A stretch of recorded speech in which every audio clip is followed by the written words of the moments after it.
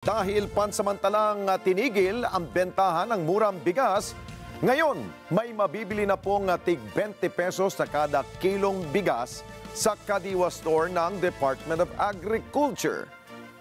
Gaya ng dati, muli itong dinumog ng mga mamimili. Siyempre, Eden Santos sa balita.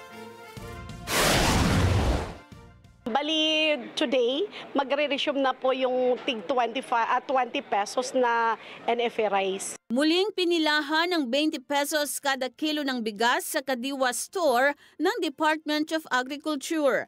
Itinakda ngayong araw, Mayo 13 ang pagbebenta ng murang bigas matapos pansamantalang ipatigil ng Commission on Elections sa panahon ng kampanya para sa 2025 midterm elections.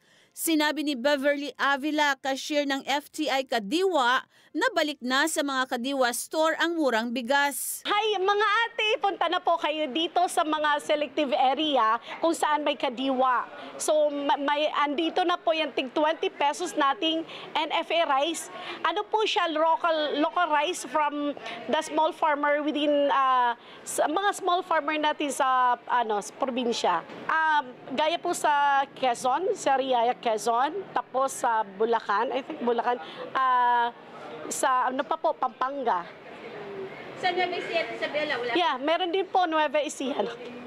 Nueva Ecija po, especially. Paalala ng DA, kailangan na magdala ng senior citizen, PWD, single parent at 4-piece ID ang mga bibili ng 20 pesos kada kilo ng bigas. Limitado kasi sa vulnerable sector ang 20 pesos na bigas. Kabilang sa mga maagang pumila para makabili ng murang bigas, sina Tatay Jesus Mikmik at Florentino Rojas na kapwa senior citizen at si Aling Rosalie Salvador na isa namang PWD. Hanggang 10 kilo ang maaaring bilhin ng mga ito. Kailangan natin makatipid alam mo naman, pagka senior, wala nang hanap buhay.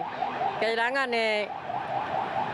makakuha tayo ng mura, yung 20-20, para tuloy ang buhay. Siyempre, malaki na medyo matitipid namin, kagaya namin mga senyor. Makakabili ka na ng murang bigas at makakatulong na rin sa pang-araw-araw. Umaasa naman ang mga ito na sana ay tuloy-tuloy ang pagbebenta ng 20 pesos na bigas. Nauna nang sinabi ng Malacanang na tatagal hanggang December 2025 ang programa at sisikapin na magpatuloy ito sa susunod na taon. According to the reports given to the President, the program can be sustained up to December of this year, and maybe by the following year, 2026, it would be considered or will be included in the budget.